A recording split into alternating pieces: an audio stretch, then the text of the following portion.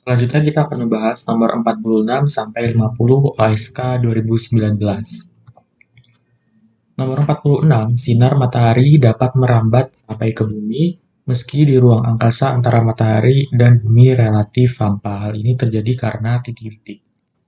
Nah, yang perlu diperhatikan adalah bahwa sinar matahari ini termasuk dalam kelompok gelombang elektromagnetik.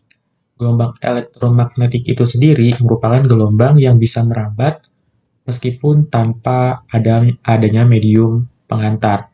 Jadi, sinar matahari dapat merambat tanpa medium. Jawabannya adalah B. Selanjutnya nomor 47, ada 5 buah bola kecil bermuatan listrik disusun dalam satu garis lurus dengan jarak antara dua bola yang berurutan sebesar D. Muatan bola secara berurutan dari bola pertama sampai bola kelima adalah Ki, Min Ki, Min Ki, 2 Ki, dan Ki besar. Besar gaya total yang dialami muatan kedua akibat muatan-muatan yang lain adalah 0. Dengan demikian, Ki sama dengan titik-titik. Kita gambarkan terlebih dahulu skema dari permasalahan ini.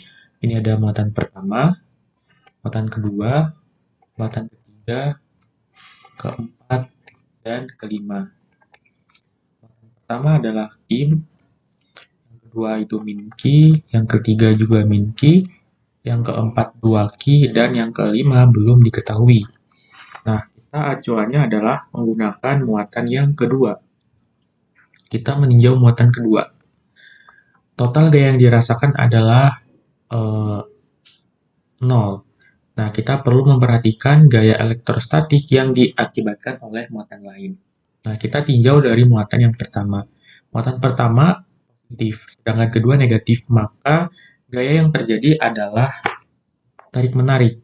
Maka kita boleh gambarkan vektor gayanya. Ini F21. Kemudian akibat muatan ketiga, dia akan timbul gaya tolak-menolak. Sehingga kita boleh gambarkan pula seperti ini. F23. Ini akan tertarik ke sini dan ini akan memberikan tolakan ke sana. Kemudian, muatan keempat akan menimbulkan gaya tarik-menarik sehingga vektor gayanya seperti ini, F24.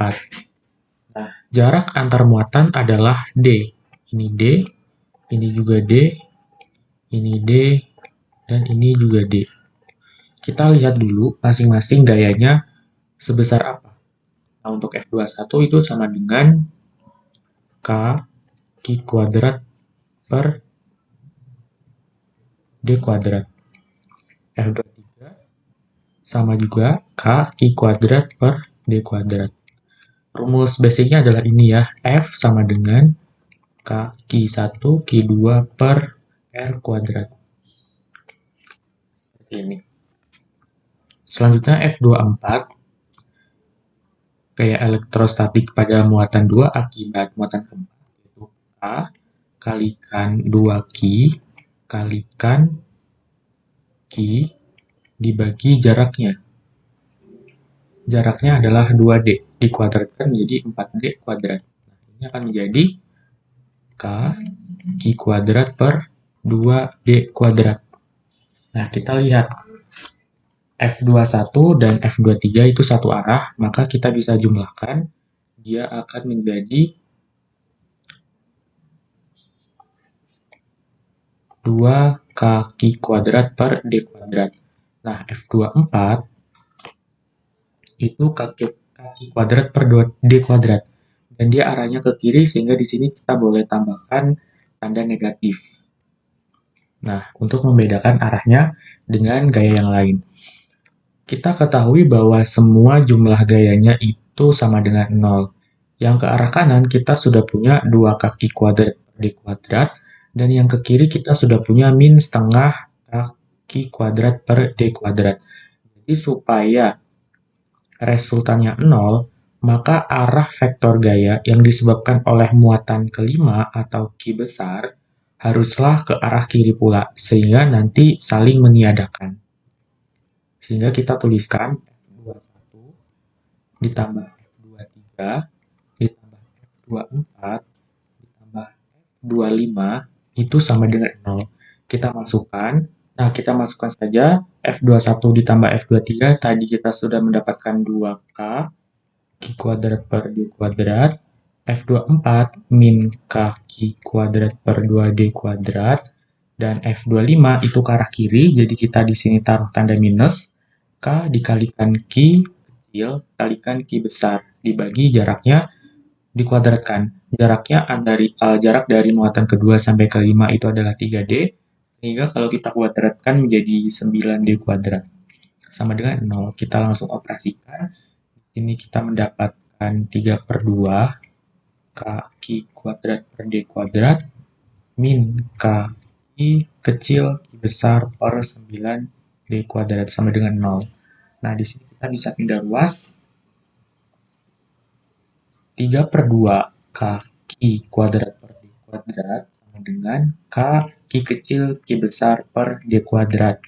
Ini 9. Nah, di sini kita bisa coret. Ini bisa dicoret, dan kemudian ini dicoret juga untuk konstanta. Ya, kita coret juga, sehingga kita dapat 3 per 2 Q kecil sama dengan Q besar per 9. Kita dapatkan Q besar sama dengan 9 kalikan 3 dibagi 2 Q sama dengan 13,5 Q. Sehingga kita peroleh jawabannya adalah yang D. Yaitu untuk nomor 47. Selanjutnya nomor 48. Suatu magnet dibungkus dengan suatu plastik, manakah pernyataan di bawah ini yang benar tentang jumlah garis gaya magnet yang menembus permukaan plastik? Nah, yang perlu diperhatikan di soal ini bahwa plastik merupakan benda non-magnetik. Artinya, plastik ini tidak akan mengganggu aktivitas dari magnet batang tersebut. Maka jumlah garis gaya yang menembus akan sama dengan jumlah garis gaya yang keluar. Sehingga jawaban yang tepat untuk nomor 48 adalah yang B. Selanjutnya nomor 49, gerhana bulan terjadi ketika titik-titik. Nah, gerhana bulan terjadi ketika terbentuk konfigurasi seperti ini antara matahari, bumi, dan bulan. Matahari, bumi, dan bulan membentuk konfigurasi seperti Matahari, bumi, dan bulan membentuk konfigurasi seperti ini dan berada pada satu garis yang lurus. Akibatnya, bulan akan tertutup oleh bayang-bayang bumi. Nah, dilihat dari 4 opsi ini, kita lihat jawaban yang tepat adalah yang C. Nah, apabila bulan berada di antara matahari dan bumi, maka yang terjadi adalah gerhana matahari. Selanjutnya nomor 50, dilihat dari bumi, bulan mengalami perubahan penampakan yang dikenal juga sebagai perubahan fase bulan. Perubahan fase bulan tidak diakibatkan oleh, nah kita lihat opsinya untuk A, revolusi bulan terhadap bumi. Ini mempengaruhi, kemudian B, rotasi bumi pada suhunya itu tidak mempengaruhi, revolusi bumi terhadap matahari itu mempengaruhi, dan posisi relatif bulan terhadap bumi itu mempengaruhi. Jadi jawaban yang tepat adalah B. Rotasi bumi ini nanti berpengaruh terhadap gerak harian semu matahari, kemudian juga mempengaruhi terhadap terjadinya siang dan malam. Tadi pembahasan untuk OSK tahun 2019. Terima kasih.